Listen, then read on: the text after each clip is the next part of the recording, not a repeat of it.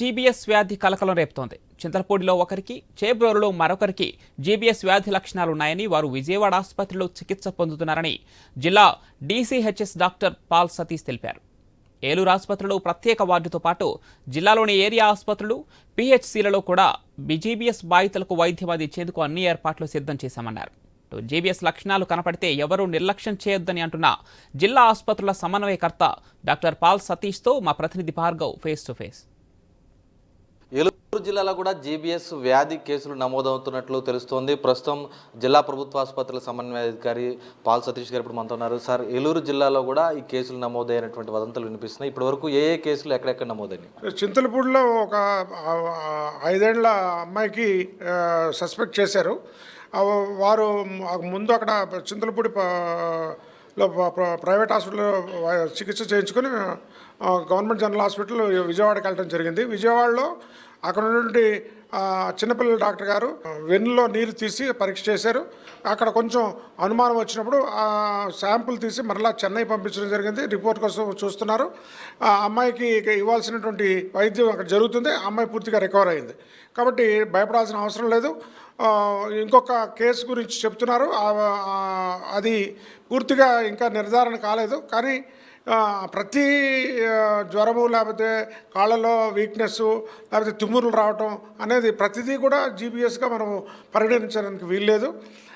వచ్చిన లక్షణాలు కనబడినప్పుడు వెంటనే ఆసుపత్రికి రావటం, సరైన వైద్యం చేయించుకోవటం. ఒకవేళ మరీ విషమించినప్పుడు పెద్ద హాస్పిటల్కి, గవర్నమెంట్ జనరల్ హాస్పిటల్కి వస్తే ఇక్కడ కావాల్సినటువంటి బెడ్స్ కూడా ఉంచారు. అదేవిధంగా ట్రీట్మెంట్ జరుగుతుంది. కావాల్సినటువంటి మందులు ఉన్నాయి. అన్నీ కూడా రెడీగా స్టాక్లో ఉంచుకున్నాం. జీబీఎస్ వ్యాధి గతం నుంచి కూడా లక్షణాలుగానే వ్యాధి సోకిన సందర్భాలు గతంలో కూడా ఉన్నాయని చెప్తున్నారు. ఇప్పుడే కొత్తగా వచ్చిందనుకోవచ్చా, లేకపోతే దీనికి సంబంధించి ప్రస్తుతం జిల్లాలో ఆసుపత్రులు ఏ విధంగా సిద్ధంగా ఉన్నాయి? ఎక్కడెక్కడ సిద్ధంగా? అంటే మొదట మహారాష్ట్రలో, పూణే ఆ ప్రాంతంలో వచ్చాయి.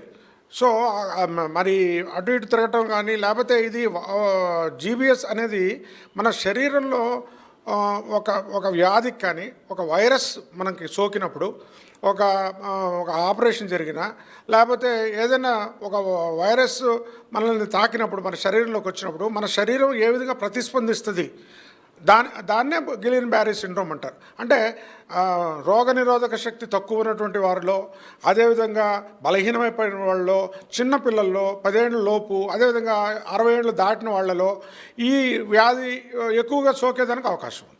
కాబట్టి వ్యాధి నిరోధక శక్తి లేనటువంటి వారికి ఎక్కువగా సోకేదానికి అవకాశం ఉంది. అది లక్షణాలే అవి. ఇది ఒక వ్యాధిగా మనం నిర్ధారణ చేయాలంటే దానికి మనం ఆ శాంపుల్ పంపించి దాని రిపోర్ట్ వచ్చేంతవరకు వెయిట్ చేయాలి. అంతవరకు లక్షణాలు బట్టి మనం ట్రీట్మెంట్ చేస్తాం. యూజువల్గా ప్రతి ఒక్కరు కూడా ఈ వ్యాధి లక్షణాలకి ఇచ్చేటువంటి ట్రీట్మెంట్తో వారు బాగవడం జరుగుతుంది. అంటే కేవలం జిల్లా కేంద్రాల్లోనే ఈ సర్వీస్ అందుబాటులో ఉంచారు ఆసుపత్రులు, లేదంటే ఎక్కడెక్కడ అందుబాటులో ఉన్నాయి ఏలూరు జిల్లాలో? అంటే ప్రాథమికమైనటువంటి వైద్యం మనం అన్ని peripheral hospitals, area hospitals, community health సెంటర్స్లో ఇస్తున్నాం.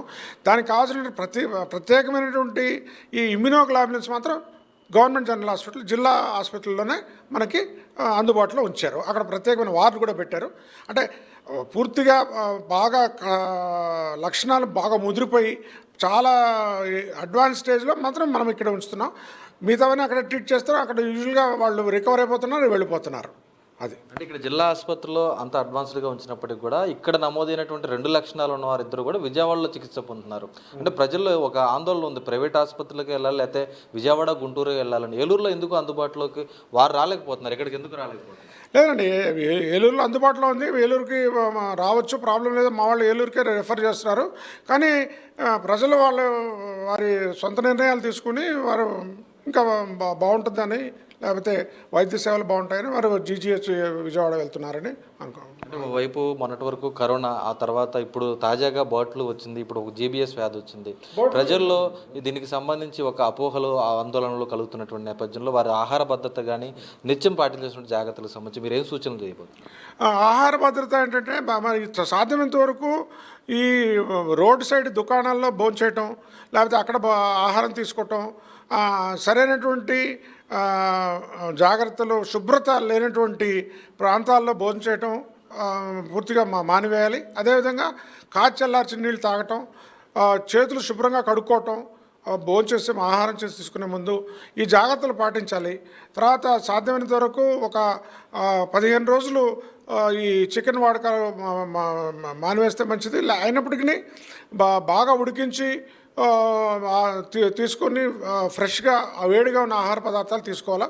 నిల్వ ఉంచిన ఆహార పదార్థాలని సాధ్యమైనంత వరకు తీసుకోకుండా ఉండటం మంచిది. Sir thank you. అది చూస్తున్నాం కదా, ఈ ప్రస్తుతం ఏలూరు జిల్లాలో 2 బాధితులు మాత్రం జీబీఎస్ వ్యాధి లక్షణాలతో ఆసుపత్రిలో చేరడం జరిగింది. అయితే వ్యాధి నిర్ధారణ ఇంకా జరగాల్సి ఉన్నప్పటికీ వారికి అందించాల్సినటువంటి వైద్యాన్ని తాము అందిస్తున్నాం. ఎటువంటి కేసు అయినా సరే జిల్లాలో తాము పూర్తి వైద్య సేవలు అందించేందుకు సిద్ధంగా ఉన్నట్లు DCHS పాల్ సతీష్ స్పష్టం చేస్తున్నటువంటి పరిస్థితి కనిపిస్తోంది. కెమెరా పర్సన్ మధుతో భార్గవ్, ఐ న్యూస్, ఏలూరు నుంచి.